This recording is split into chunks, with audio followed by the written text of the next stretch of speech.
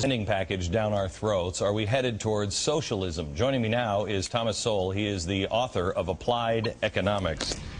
Hello. Do I call you Professor? May I call you Thomas? Oh, I don't know. I've been called so many things that it's probably not going to shock me. Of course you have. You're a other. Conservative. Of course you've been called all kinds of names.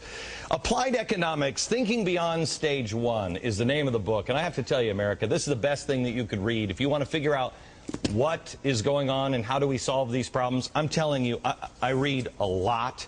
This is one of the best, simplest books on breaking down what's going on and how do we fix it. And Thomas, I want to have you think things through beyond step one, if you will. For instance, raising taxes. Today in New York City, Bloomberg cut $1 billion of spending, which is good, but then he said, we're also going to raise taxes. Raising taxes is not a good idea, but could you take us through the steps on, okay, let's just say raising taxes is a good idea, yeah, because we want to soak the rich. Show us what happens beyond step one. Well, the rich have a certain resistance to being soaked, and they tend to leave the places where they're being soaked. And so there are 49 other states. And at one time in the past, New York was the headquarters of far more new corporations than they are today. In fact, new corporations tend to avoid New York now, simply because of this and other kinds of anti-business activities. So the corporations leave and they move to places like Texas, that doesn't have any corporate income tax, right? Oh, and more, yes, and more than that, new corporations have a choice of where to locate, and particularly foreign corporations. You don't see the Toyota and Honda factories being located in places like Detroit, even though there are a lot of auto workers there that they could hire, okay.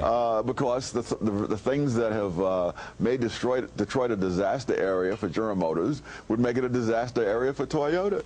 Explain this spending package, your biggest problems with this spending package. And it's amazing to me. Just a few days ago, America was in love with this spending package as much as you could be. I think it was 52% of the American people wanted this spending package. Now it's down to 42%. In the last couple of days, it's fallen that far. But independents, not Republicans, not liberals or Democrats, but it's independents that have really shifted the tide here. They're the ones who have sat out on the side and went, oh, wait a minute, I don't think I'm for this really at all.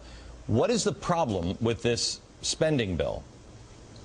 They're in a big hurry to pass a bill that will take a very long time to have any effect. It's like the old army game of hurry up and wait. And if they were serious, they would do something that would have a fast effect, because that's the whole premise, that is, that there's an emergency, we've got to get the money out there. Well, if you've got to get it out there, you don't put it in infrastructure projects that'll begin 3, 4, 5 years from now, after going through all the hoops you have to go through in order to build anything in many places. Today, I saw something that in the spending package, they're saying that you have to buy the steel for infrastructure needs to be American steel.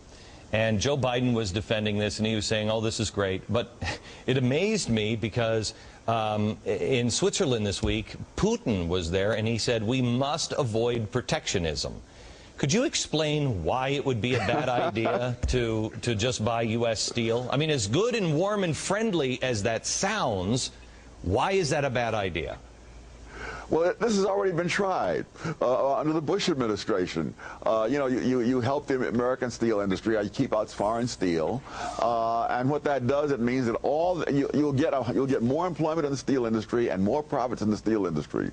But all the American companies that use steel to make automobiles, bridges, and 1,000 other things will find their costs going up, and they will lose profits, and they will lose employment. This is where thinking beyond stage one comes in. And in fact, with the Bush thing, the amount of profits that were lost by steel-using companies vastly exceeded the profits gained by the steel companies, and the amount of jobs lost in the steel-producing companies far exceeded the number of jobs saved in the steel industry. I have to tell you again, America, the name of the book is Applied Economics, Thinking Beyond Stage One. It is absolutely fascinating. You want to understand what our next solution should be? Thomas Sowell is the guy to tell you about it, and he continues with us in just a minute.